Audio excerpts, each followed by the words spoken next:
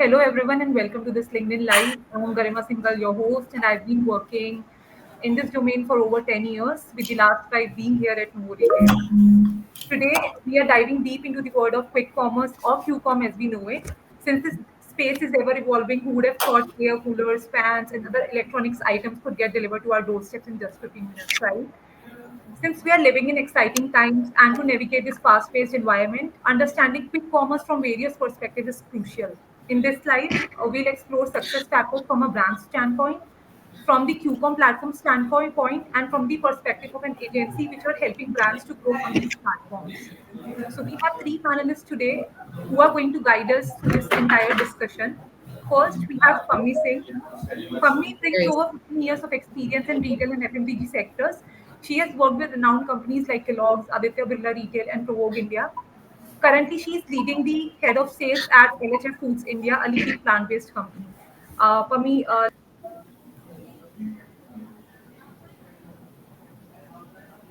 Sorry, I lost the last bit, Garima. I was not able to hear you. yeah. So you wanted to discuss a few things about the company. You want to brief a little bit about the company to the Sure, audience. sure. So, good evening, everyone, and thanks, Garima, for that introduction. I'm also excited to be part of this panel and I'm looking forward to some insightful discussions today. Just for the audience, So Good is the flagship brand of Lifewell Foods. It's part of the Sanitarium Health and Wellbeing Group, which is the largest FMCG company in Australia and New Zealand. In fact, in India, we're the first brand to launch almond milk, and we've been at the forefront of building and scaling the plant-based beverage category in India. Thank you so much, Mami. Next, we have Anindita Kundu. Anindita, she joins us with over 14 years of experience. She's an innovative solution provider and a media enthusiast with a passion for brand strategy and consumer behavior. Her impressive journey spans around marketing and sales for big organizations like LinkedIn, DDB Mudra, as well as startups like Krita Software Technology. Currently, she leads strategic partnerships and agency relationships at Big Basket. Thanks, Zarima. I'm also equally excited, like Pami, to be a part of this roadshow that we are doing for everybody present here. Thank you. Thanks, Anindita, for joining. And lastly, moderating today's live, we have Vishal Sharma, the founder and CEO of Nuvo Retail. Vishal brings a wealth of experience to the e-commerce sector with past roles as an Amazon advisor, vice president at Accenture, and management consultant at the National Institute for Smart Government. Nuvo Retail now provides comprehensive e-commerce solutions across diverse categories, markets, and locations. And throughout this discussion, we'll be exploring key areas for Q-commerce success, which includes best practices for crafting a winning Q-commerce marketing strategy, building a strong and recognizable brand presence in the Q-commerce space, how we can leverage the data to drive our strategies for planning and optimizing our Q-commerce efforts, curated the performance assortment mix to gain a competitive advantage, exploring strategies for success in tier 2 cities and a rapidly growing market segment in Q-commerce, and finally capitalizing on special occasions and events to boost our Q-commerce success, e-commerce sales. So this is the agenda for today's discussion. Please feel free to comment down any questions you guys have throughout the live. We will take the entire Q&A towards the end of the session. Now, to steer our conversation throughout these crucial aspects of Q-commerce success, I would love to hand things over to Vishal. Over to Vishal.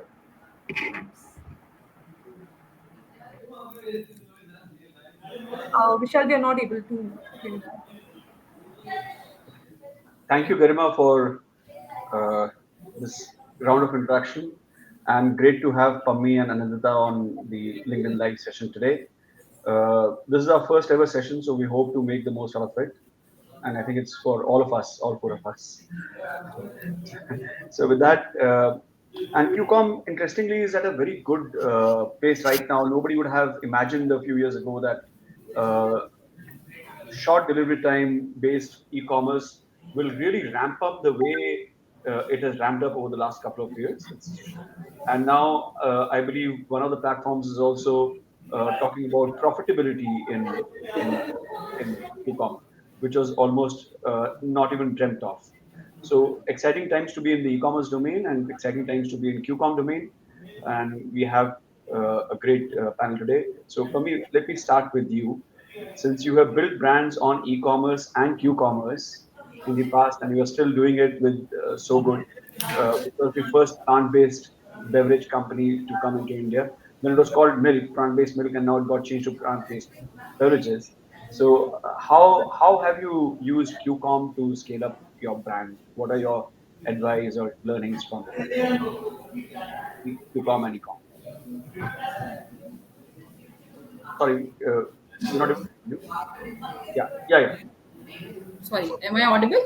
Yes, please. Yes, please. Yeah. So Vishal, one correction: we are not the first brand to enter in India. Of course, Sofit has been there prior to us, but yeah, we are the first brand to introduce almond milk in India.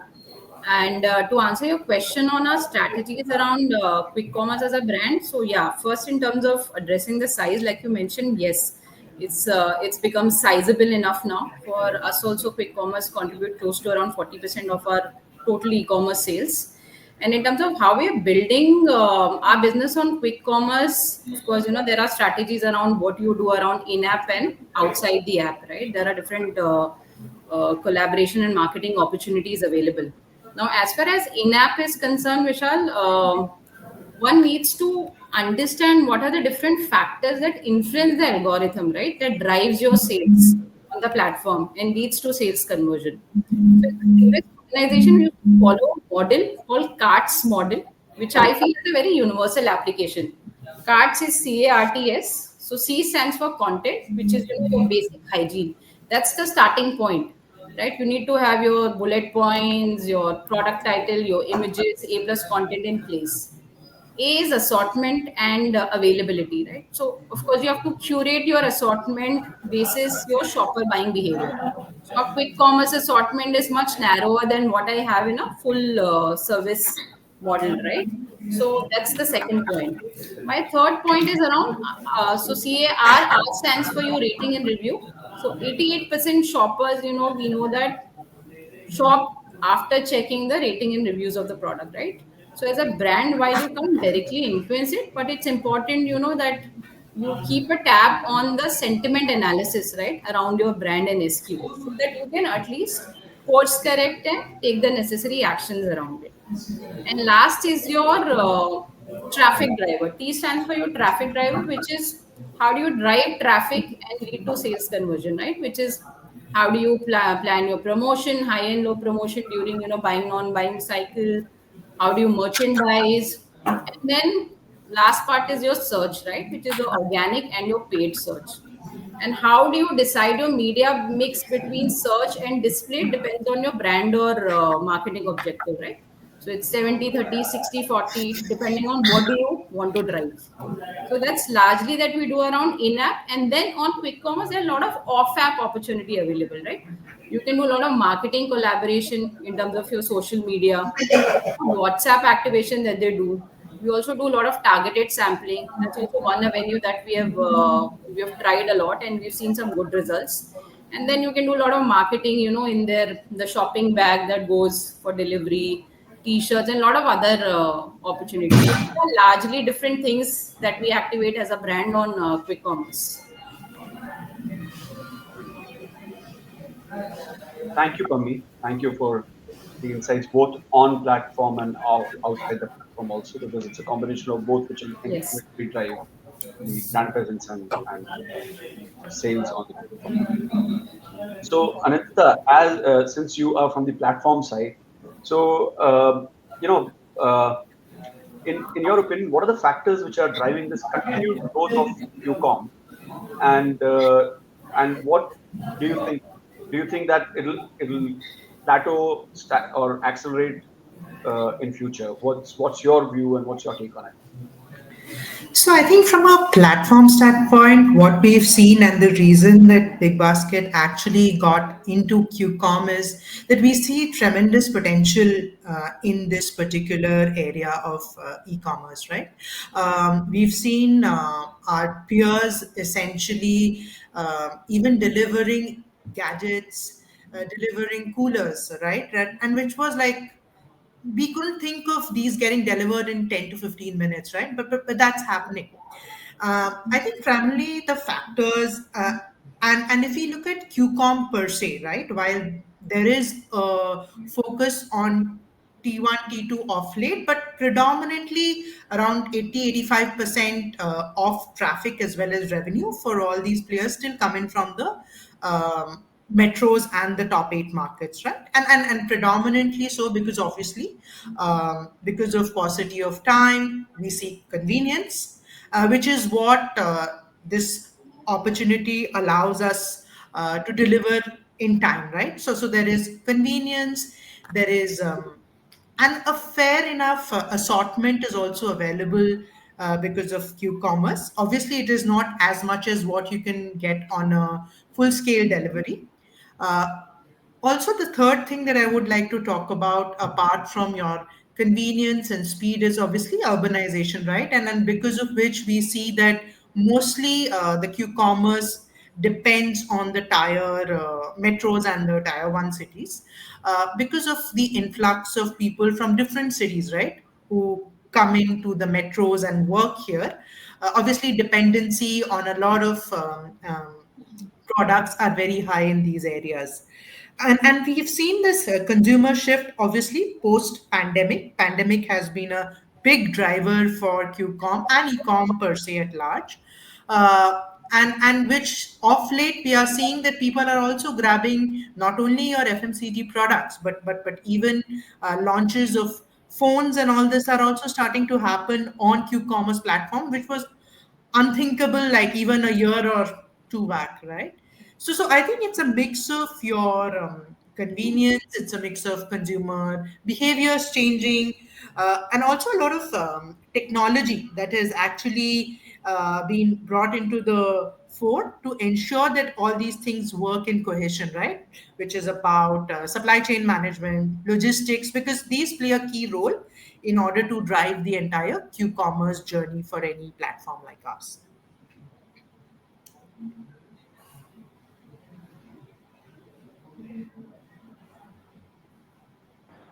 Thank you, Anandita.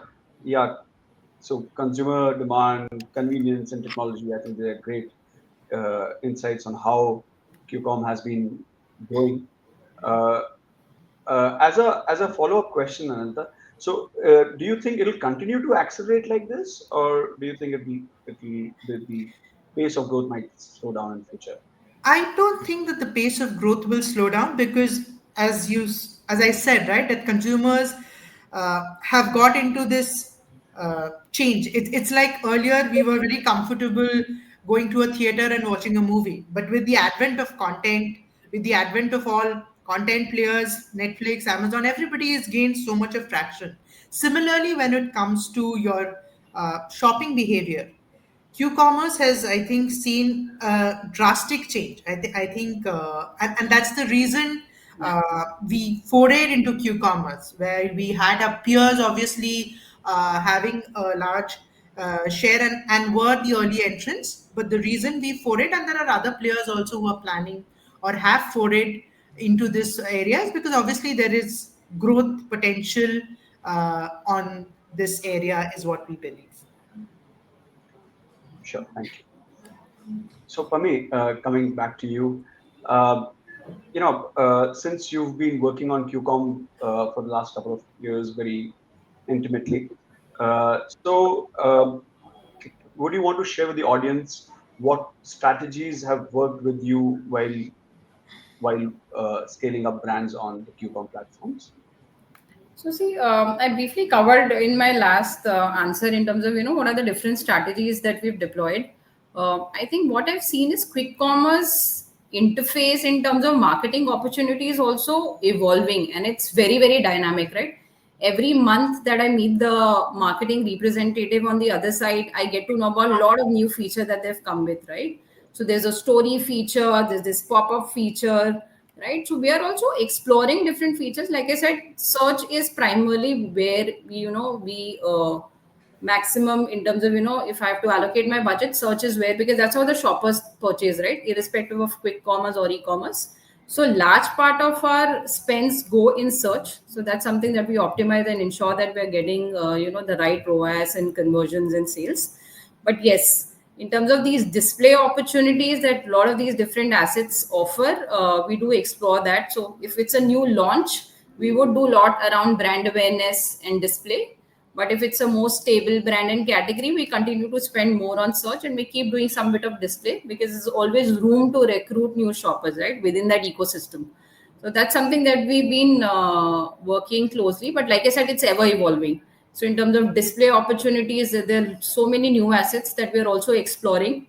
Of course, we review, the CTRs and other KPIs around it, and we sort of keep redeploying, keep revising our plan.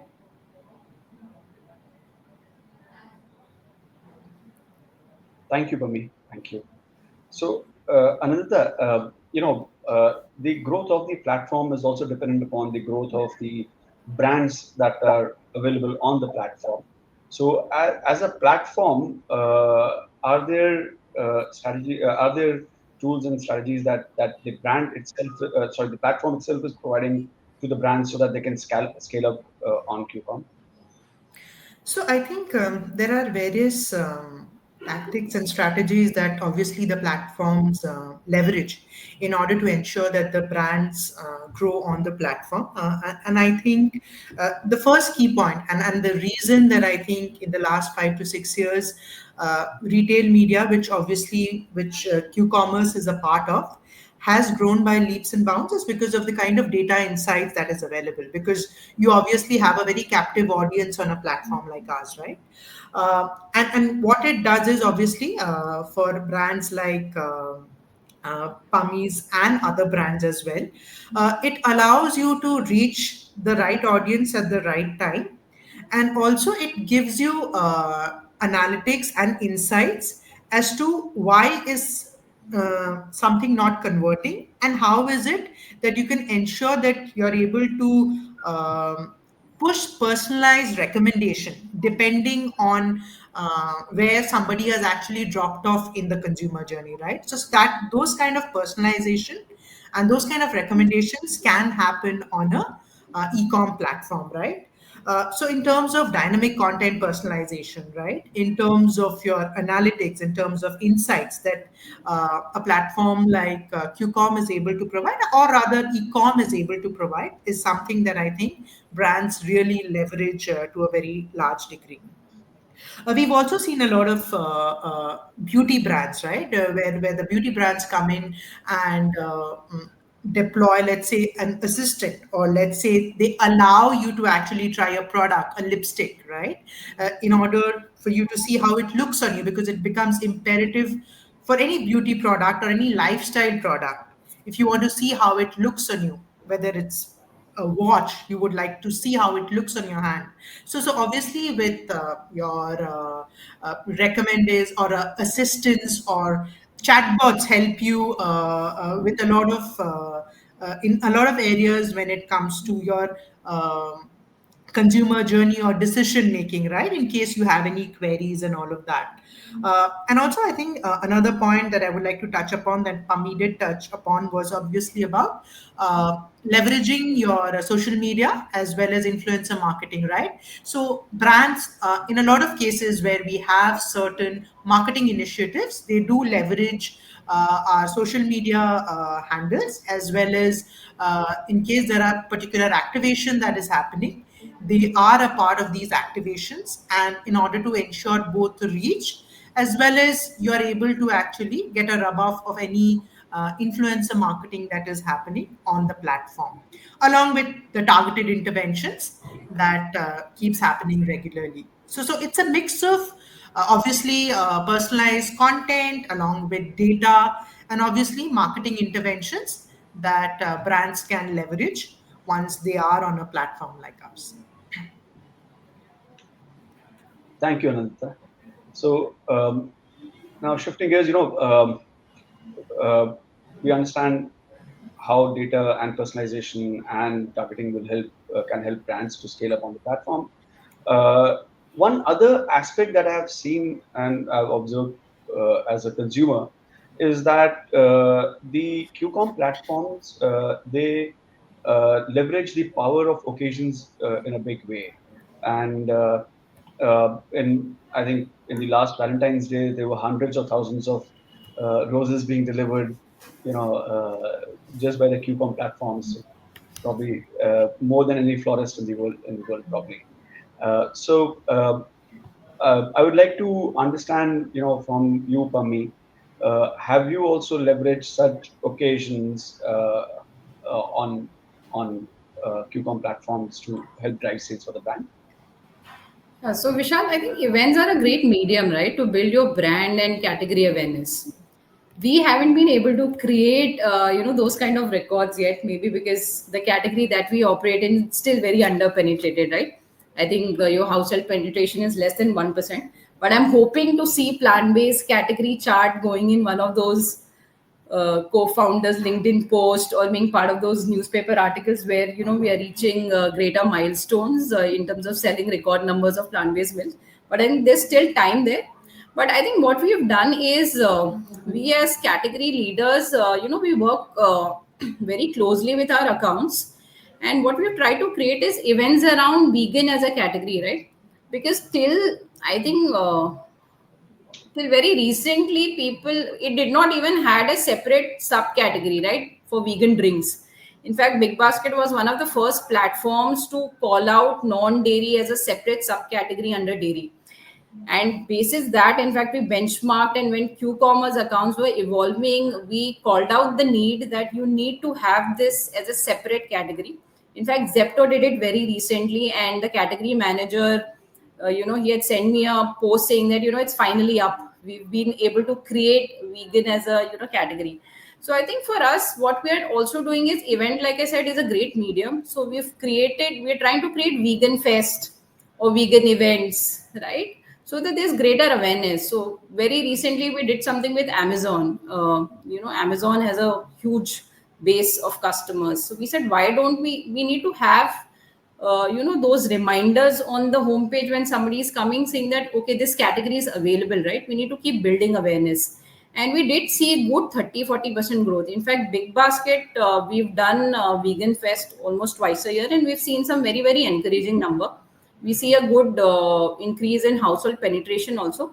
So that's something that we are working across platforms. So yes, I think event is a great medium. Every brand should participate because the account is also doing so much to create noise around it. So it's an excellent medium, and you should make sure you're using the right assets, you're investing in the right medium, and you should be part of an event. So like we are part of Summer Beverages and tap on all the relevant events, right? So I think it's a great medium and every brand should participate. Thank you, Pami. Thank you. So coming back to you, Anandita, as a platform, when it comes to these events, so how does the platform enable the brands to leverage the events?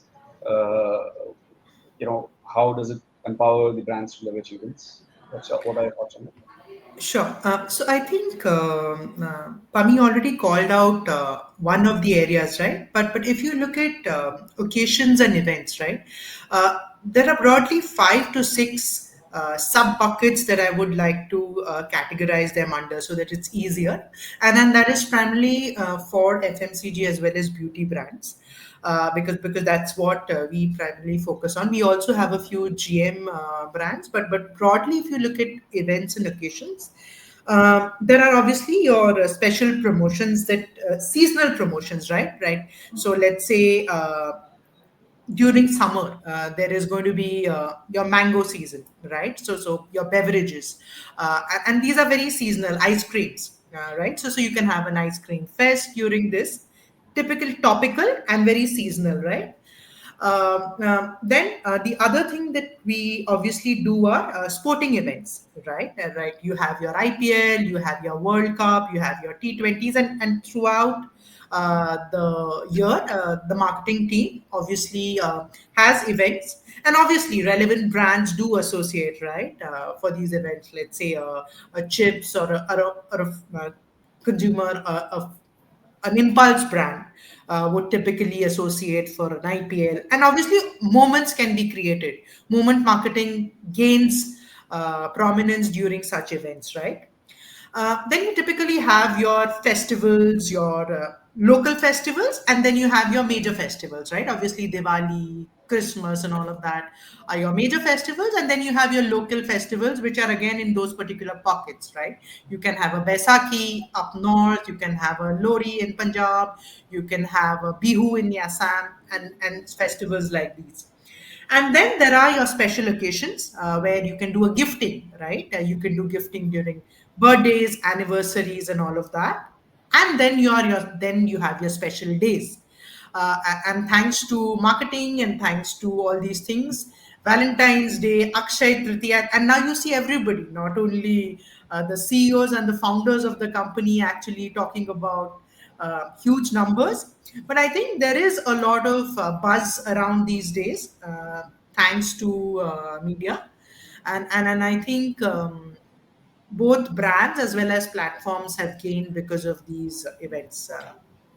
Right? So I think it's a mix of festivals, then sporting events, localized events coupled with these special occasions, seasonal promotions, and you obviously have your big days, which are your very tactical initiatives, which are your big sale in case of ours. You have your pretty big sale, which is focused on your beauty categories and so on and so forth. So looks like we in India have a lot of festivals and a lot of occasions to kind of indulge, and whatever gaps are there, the platforms are filling it up with their special days and everything. So looks like a year-long saga, which is good for the brands to capitalize on. Now we'll shift gears a little bit, and let's focus a little bit on the assortment.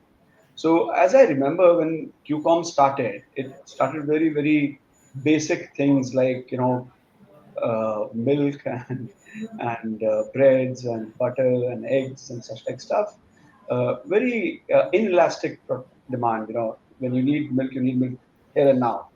And increasingly, we've seen it go to the other way around now, uh, with phones, air conditioners, bed sheets. Yesterday, I was looking at a media article. A luggage company has tied up with one of the QCOM platforms. So, so it looks like even big and voluminous products Yeah. uh, seem to be finding shelf space with the QCOM platforms, which is actually counterintuitive to how QCOM actually started. So Ananta, I'd like to ask you this: with the limit, I mean, what I understood was that the QCOM delivery centers typically have limited shelf space. Now, how do you see the assortment itself evolving in future? I mean, will it move into a very different direction and start competing with Amazon or Flipkart, or still there is optimization available or possible there? See, I think well, it's a great question. I think what a lot of and the reason a lot of Q-commerce players are entering into this particular or rather different categories, right? Obviously, in the long run, they will also have to look at profitability. But currently, I think what they're trying to uh, focus on is what is the differentiator, right? Because with 4 or 5 QCOM players already in the fray and others trying to enter the large, the horizontals trying to enter this area, the QCOM space, how is it that you can differentiate yourself from the other? Right. So in terms of what is the competitive advantage, that is something that these with these categories they are trying to create. Um, but I think what will finally come into picture, obviously, there is limited space, and you will also need to ensure that your unit economics completely doesn't go for a toss, right? When you're trying to essentially get these newer categories into picture, right? So obviously, people will try and experiment for 3 to 6 months for a limited time frame, and then see how consumer demand is for each of these categories that they essentially intend to introduce. Few of them might actually do like a localized, and obviously we've seen, right, that when phones were available for when iPhones got launched in one of the QCOM partners app, it was only available in 2 locations, obviously, because you don't have the liberty to go full out, right?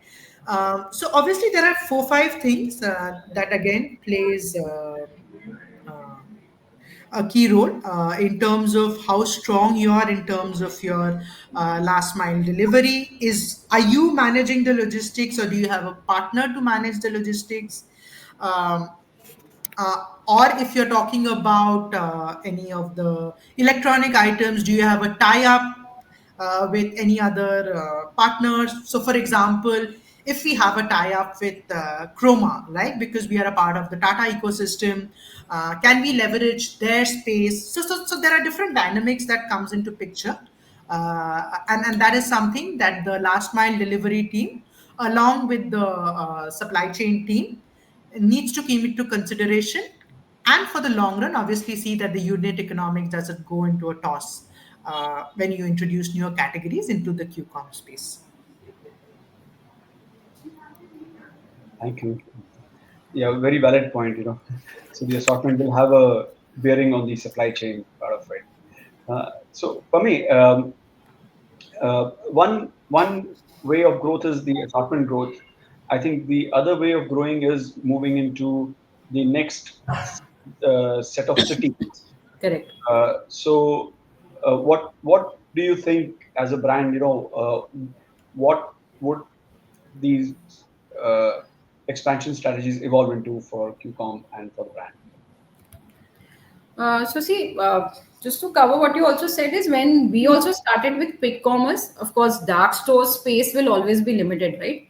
So like Anandita said, they'll also have to assess. I think it's a trial and error phase where they'll evaluate, explore, because that space will always going to be limited, right? You can only carry a limited assortment. So when we also started with quick commerce, the shopper behavior was expected to be more impulse and something that they need instant fulfillment for. So what we started with was had a mix of 1 liter, and we also had the 200 ml pack, which is the single serve pack, or also we call a trial pack, right? We thought probably it'll be more impulse, although our category is not impulse, but maybe for that immediate short term fulfillment, people might pick up 200 ml pack more, right? But like that we've seen in the last 1.5 year, the shopper behavior has completely changed on quick commerce. People have moved from more impulse purchase to now planned purchase, right? Because they're getting time and convenience. So I rather order my whole thing from there, right? And we've also seen that change. So we've in fact moved out some of our 200 ml packs and we've replaced them with 1 liter pack. We've in fact created multi packs of 1 liter pack also on the platform, and we are seeing good traction around it.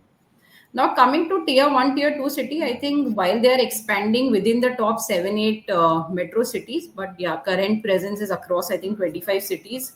And the plan is that they'll expand to another 50 cities by next 5 years. I feel in tier one, tier two city, although they have not experienced quick commerce, but I think that aspiration is very similar to a buyer sitting in a metro city, right?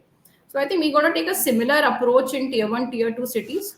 In terms of our assortment, we will have, because the category is still niche and underpenetrated, we will have to have a fair combination of 200 ml and 1 liter pack so that we are able to drive penetration. And I think another thing that brand should look at is how do we partner with these accounts when they're launching in a new city, right? Because there's a lot of marketing that they're creating, around the launch thing. So maybe sampling or being partnering in terms of giving first customer or first buyer discount, right? And then collaborating on social media, like both the accounts announcing that we are now available through maybe Big Basket or Blinkit or whatever. So I think these are some of the ways. But yes, for tier one, tier two, it will be a similar journey that we had in metro cities. And that's the assortment strategy that we've planned. Thank you, Ami. So now we have all seen that Q-commerce growth has helped brands scale up along with the platform. So, Ananta, I would like to understand from you what kind of insights and data is available to a brand which typically sells on a QCom platform, which can help them grow even faster. So, how does uh, the platform help by providing what kind of data sets and insights to a platform? Sure. I think the way I mentioned, I think in the second question, I think in terms of category and audience insights, right? We are like a gold mine when it comes to that. The entire shopping journey from awareness to consideration to purchase is actually happening on the platform itself, right? Whether it's a new launch, whether it's an existing product, whether it's a well established brand. So, in terms of obviously, there are category insights that are available where we talk about how the category is growing, what is the category size, and then what are the estimates and all of that. We also have reports which are curated reports that are available. So we have a separate team, which is the brand intelligence team, which works on these curated reports, and they essentially provide brand reports, right, which are brand insights where people would want to know what is their market share, what is the share of voice, how are they growing, right, vis-a-vis a competition. Obviously, we don't call out the competitors' share and all of that, but how a brand has grown is something that they will be able to know. Other metrics in terms of the average basket value for a category, performance across different locations, right? Sales across different locations. What is the frequency of purchase? That happens in a category and vis-a-vis where you are standing as a brand, right? That is also shared. Another key aspect that I think Pami also mentioned in terms of new versus returning consumers, right? So what is the penetration today, household penetration vis-a-vis what percentage of the audience is actually coming back, right? That's also a good indicator for an FMCG brand to see how the platform is faring. So these are primarily your category, audience, and brand insights.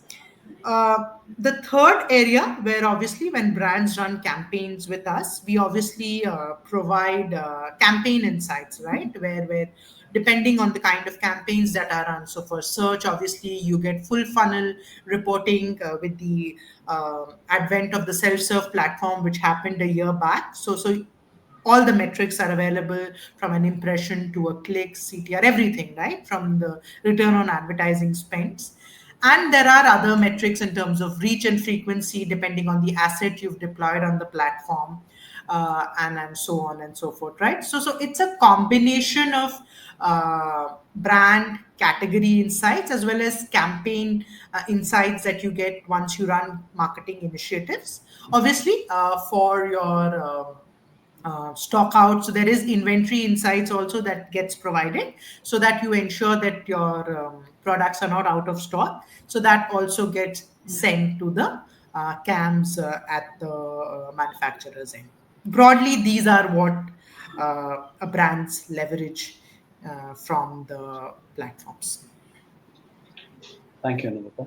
So, Pammi, as a brand, can you share your experience as to how have you leveraged the data available from the QCOM platforms to help you scale up on QCOM or eCom for that matter? Sure. I think the best part about working on e-commerce as a channel or quick commerce is there's so much data available, right? So earlier when we were sampling in general trade or modern trade, we used to just give a reference that if this basket has a particular product, you go and sample him, right? We do not know if they'll come back and do a repeat purchase. So it was very, very open-ended, right? I think e-commerce offers amazing opportunity in terms of data, and everything that we do on e-commerce is data driven, right? So I think Big Basket offers, I think, one of the best and very, very rich data also around shop insight. So like Anandita mentioned, we've worked very, very closely with the brand intelligence called the BI team at Big Basket, when we were also trying to get insights around plant-based milk category, right? Consumer behavior. We've done basket adjacency analysis to understand what else is people buying, right? What's the kind of penetration that we have for this category?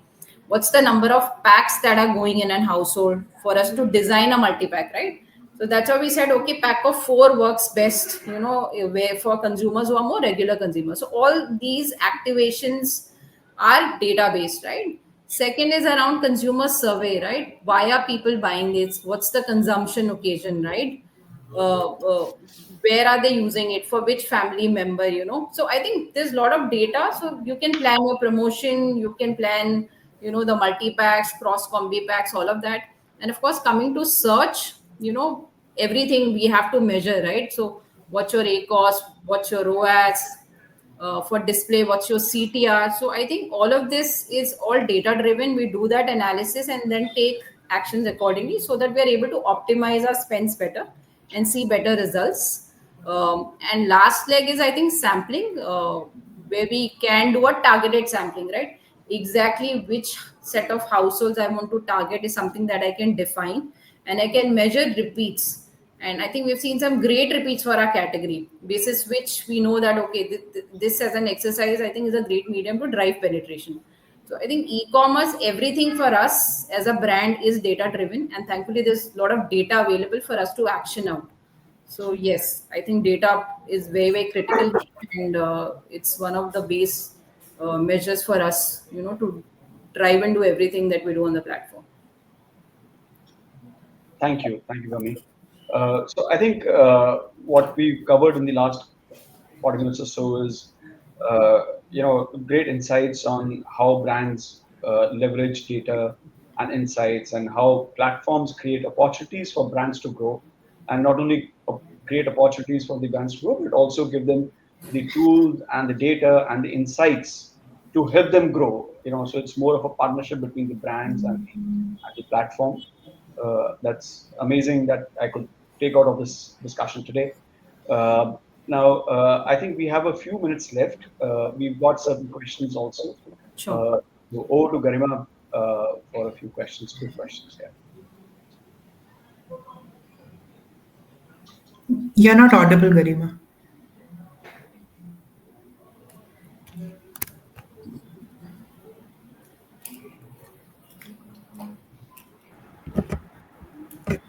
Now, Yeah, you're right. Yes. yeah.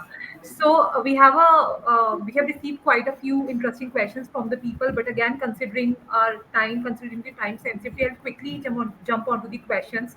So Anandita, we have 2 to 3 questions specifically for use related to the platform. So the first question is, how much sense it makes for lifestyle gadgets like iPhone to be on quick commerce? So I think I already answered this question while I was covering that topic. I think the reason that QCOM has introduced gadgets and other electronic um, devices or equipments is primarily to create that differentiation, because otherwise how do you differentiate, because everything else otherwise is the same, right? Everybody is talking about 10 minutes delivery and stuff like that, right? But finally I think in the long run, if the unit economics doesn't work out, or unless and until somebody gets like a god investor who's willing to invest and you can burn as much as you want, I don't think so it can sustain beyond a point, unless and until the economics make sense. Sure. So, so I think I'll add to what Ananda has just mentioned, and we'll take Kami's view also on it. But my sense is that whenever there's a buzz around, there's a new launch or there is something, that's the time when probably you'll have those gadgets coming into the Yes. portfolio. But the moment the buzz goes, I think the long tail is not going to find presence on the QCOM platforms. That's my take. We'll see as it goes. Yeah, I think they've been everybody's riding on this wave, right? So there was Akshay Tritiya, and I saw gold coins being sold. So I'm sure that's only for that limited period. But yes, to her point, I think, yeah, they'll have to really work out the unit economics and the entire logistics, right? Because that's the backbone of quick commerce. So yes, I think that's something that I'm sure they evaluate. But like Vishal said, it's very, very event occasion led, and then there are entry and exits into that category that they do. Yeah. So moving on to the next question, Anindita. The question is, how can a brand effectively manage the back end and the front end inventory at daily level? So right now, since in quick commerce there is a lot of confusion, at which pin code the product is actually available, because people keeps tracking certain pin codes, but for them sometimes it keeps showing in stock, but for few it is showing out of stock. So how can the brand effectively manage the inventory? So, as I mentioned earlier, we have a dedicated last mile delivery team as well as a supply chain team who takes all these things into account. Every 4 to 6 hours, a report is sent to the respective stakeholders at the brand's end in order to ensure that there is continuous availability of stocks. And in case there is an out of stock situation, obviously that gets highlighted on the app. We try and see how that can be minimized so that it is optimum for both the platform as well as the brands, that you don't lose out on any opportunity. So we collaborate with the brands as well as our dedicated team ensures that we provide opportunities for the brand to be visible and stocks to be available. Sure, fair answer. So, Pami, next question is for you. How can a new brand with low visibility across channels find opportunities to scale on QCOM, and what should be the mix of spending on visibility versus search? I think that's the most common question all brand owners also ask.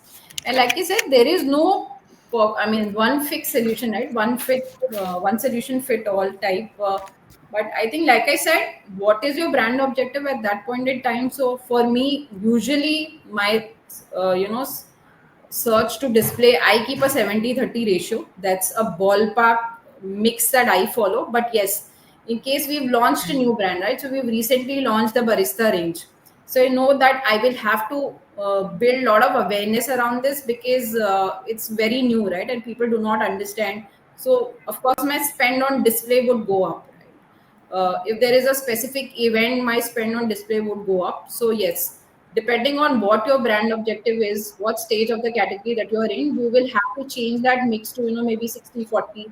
But at 70-30 to 60-40, it varies depending on, what your brand objective is. Is it brand awareness? Is it sales? So depending on that, you can decide. But yeah, that's the broad mix that I follow for my brand. Sure, thanks for me. So now next question is more related to the QCOM data, so I'll request Vishal to answer it. So with the wealth of data QCommerce generates, how can brands avoid information overload and use data effectively to optimize their offerings and target the right audiences? So I think data is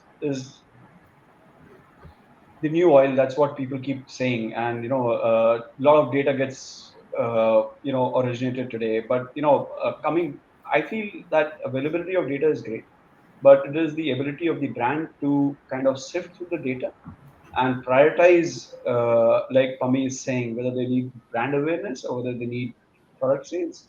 So balancing out the needs of the brand and using the data to act as the milestones, over a period of time. Like if brand awareness is what they were looking at, and if they've invested, say, 40% in display campaigns, are they getting the results over a period of time? I think that is something which help brands to take more advantage of the QCOM platforms and the data available, such rich data available from the QCOM platforms. So ability of the brand to articulate the requirement, use the data to kind of set the milestones, and then take corrective actions in at frequent intervals. I think these are three things that if the brands do well, they can scale up big time on QCOM platforms. Pami, do you want to add anything to this? No, I think I agree with you. You have to pick and choose, and I think there are good KPIs around. So for search, there are very specific KPIs that we measure, and we sort of keep redeploying. In display, also, like Anandita mentioned, there are a lot of reports that we get in terms of CTR. So I think there are some basic KPI that you need to look at, and prioritize that information out of that data overload, and then work on those. Sure. Thanks for me. Thanks, Vishal. So for the day, we have the last question again for Anandita. So Anandita, a question is recently people have seen Lenskart had started selling their products on Blinkit. People wants to understand what all categories will Q-commerce be catering in future with regards to present day e-commerce. So as I was mentioning, I think in terms of need for spectacles, right, and then specifically with Lenskart trying to collaborate with when they've collaborated with Blinkit, I think finally what somebody would look into, right? I think the need for immediate need for spectacles is few and far, but how do you create this differentiation for a consumer, and how do you stick in the mind of the consumer is what every company is trying to do at the end of the day, right? Whether they will be able to sustain or whether this partnership will work is something we'll have to wait and watch. In terms of categories, I think everybody will try and dabble with anything that is new. But finally, in the long run, sustenance for all these categories will finally vary depending on what is successful for Q-commerce and what is not, right? So yeah, so that's where I would like to Yeah, end Garima, I would the just question. add because I was also reading somewhere recently. I think some of the categories that these guys have indicated that they'll get into is, of course, fashion, which I'm sure would be more basic fashion need and not really like a full-fledged fashion requirement. Beauty, electronics, toys, and home and kitchen. I think there's some categories that these accounts have indicated that they might venture into in future. Right, right, right. Sure. So I think we have no more questions. So before we end, I would like all of you to know that we'll be sharing a recording of this session via email. In case any one of you wants to learn more, please feel free to connect with us at the at these email address vishal.sharma@nuvoretail.com, amisha.putan@nuvoretail.com. The number is 9911 516 516. Thank you guys for joining in and have a great evening ahead. Thank you so much. I think it was a great discussion. Thanks, everybody. Thank you so much. Thank you. Have a good Thank you for evening. me. Thank you so much. Thanks. Thank you guys. Bye. Thank you.